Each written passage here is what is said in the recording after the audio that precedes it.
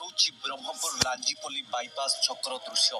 ବ୍ରହ୍ମପୁର ବାହାରକୁ ଯିବାକୁ ହେବା ଅନ୍ୟ ସ୍ଥାନରୁ ସହର ମଧ୍ୟକୁ ଆସିବା ସବୁଠୁ ମୁଖ୍ୟ ରାସ୍ତା ହେଉଛି ଏ ବାଇପାସ୍ ଛକ। ସକାଳୁ ବିଳମ୍ବିତ ରାତି ଯାଏଁ ଶହ ଶହ ଗାଡ଼ି ମଟର ଯାଇଥାଏ ଏ ରାସ୍ତା ଦେଇ। ମାତ୍ର ଫ୍ଲାଏଓଭର ନଥିବାରୁ ଏଠାରେ ଅନେକ ସମୟରେ ଘଟିଥାଏ ଛୋଟ ବଡ଼ ଦୁର୍ଘଟଣା। ଦୀର୍ଘ ଦିନରୁ ଓଭରବ୍ରିଜ ନିର୍ମାଣ ପାଇଁ ଦାବି ହୋଇ ଆସୁଥିଲେ ବି କେହି କର୍ଣ୍ଣପାତ କରୁନାହାନ୍ତି।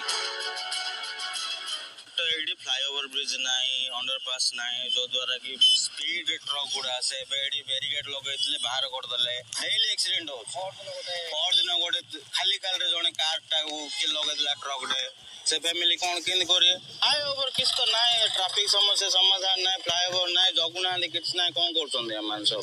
ମୁଁ ଡେଲି ଏଠି ଦେଖୁଛି କିଛି ନା କିଛି ଆକ୍ସିଡେଣ୍ଟ ହେଇଥାଉଛି। ଆଉ ବାକି ଡେଥ୍ ଆକ୍ସିଡେଣ୍ଟ ପ୍ରତି ମାନେ ମାସକୁ ମିନିମମ୍ 10ରୁ 12ଟା ଥାଉଛି। ତ ମାନେ ଏବେ ଆମେ 2-3 ମାସ ଶୁଣୁଥିଲୁ କି ଏଠି ଓଭରବ୍ରିଜ କାମ ହବ, କ'ଣ ସବୁ ମୋବାଇଲ କରିକି ଏଠି ଦୋକାନ ମଧ୍ୟ ସବୁ ଉଠେଇଲେ। 3 ମାସ ଭିତରେ କିଛି ବି ହେଇନି, ଖାଲି ଦୋକାନ ଉଠେଇଛନ୍ତି, ବା ସେ ସାଇଡରୁ ମାନେ ଏରିଆ କ୍ଲିୟରେନ୍ସ କରିଛନ୍ତି, ସେତିକି ଏକା। କାମ କିଛି ଆଗକୁ ପ୍ରୋଗ୍ରେସ ହେଇନି। ବ୍ରହ୍ମପୁର ସହର ଭିତରକୁ ଯିବାକୁ ଲାଞ୍ଜିପଲ୍ଲୀ ନିକଟରେ 5ଟି ବାଇପାସ୍ ରହିଛି। ସେଥିମଧ୍ୟରୁ ମାତ୍ର ଗୋଟିଏ ବାଇପାସ୍ରେ ଅଣ୍ଡରୱେ ରହିଥିବା ବେଳେ ଅନ୍ୟ କୌଣସି ରାସ୍ତାରେ ଅଣ୍ଡରୱେ କି ଫ୍ଲାଏଓଭର ନାହିଁ। ବ୍ରହ୍ମପୁର ପୋଲିସ ମଧ୍ୟ ଏ ସ୍ଥାନକୁ ଦୁର୍ଘଟଣାର ହଟସ୍ପଟ୍ ଭାବେ ଚିହ୍ନଟ କରିଛି। ଦୁର୍ଘଟଣା ରୋକିବାକୁ ଏଠାରେ ଏକ ଫ୍ଲାଏଓଭର ନିର୍ମାଣ ପାଇଁ ପୋଲିସ ପକ୍ଷରୁ ସରକାରଙ୍କୁ ଜଣାଯାଇଛି। ତଥାପି ଏଯାଏ କୌଣସି ଅଗ୍ରଗତି ଦେଖିବାକୁ ମିଳିନି। ଲୋକେ ପ୍ରତ୍ୟେକ ଦିନ ମରୁଛନ୍ତି। ପରଦିନ ଗତକାଲି ମଧ୍ୟ ମରିଛନ୍ତି ଆପଣଙ୍କ ଶିବିର ହେଇଛି ଲାଞ୍ଜିପଲ୍ଲୀ ଛକରେ।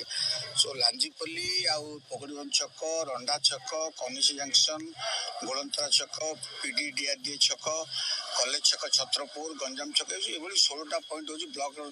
ବ୍ରହ୍ମପୁର ବାଇପାସ୍ ବର୍ତ୍ତମାନ ଶେଷ ପର୍ଯ୍ୟାୟରେ ଅଛି, ଯୋଉଠି ଆପଣ ଦେଖିବେ କାନିସରୁ ବାହାରିକି ଏପଟେ ପୋଖରୀବନ୍ଧ ଛକ ପରେ ସେଟା ବାହାରିବ। ସେ ଆମେ ଆଶା କରୁଛୁ 2024ରେ ସେଟାକୁ ଶେଷ କରିବା ପାଇଁ। ଜାତୀୟ ରାଜପଥରୁ ବ୍ରହ୍ମପୁର ମହାନଗର ନିଗମକୁ 3ଟି ପ୍ରବେଶ ପଥ ରହିଛି, କିନ୍ତୁ ଗୋଟିଏରେ ବି ନା ଅଛି ଅଣ୍ଡରପାସ୍, ନା ଅଛି ଫ୍ଲାଏଓଭର ବ୍ରିଜ, ଯାହା ଫଳରେ କି ଦୈନିକ ଏଠାରେ ଦୁର୍ଘଟଣା ହେଉଛି, ଅନେକ ଲୋକଙ୍କ ଜୀବନ ମଧ୍ୟ ଯାଉଛି।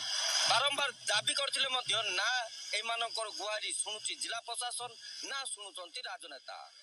ବ୍ରହ୍ମପୁର 2.0 ଆସିଛି, ଏତେ ପ୍ରାଇସ୍ କମିବ ବୋଲି କାହାର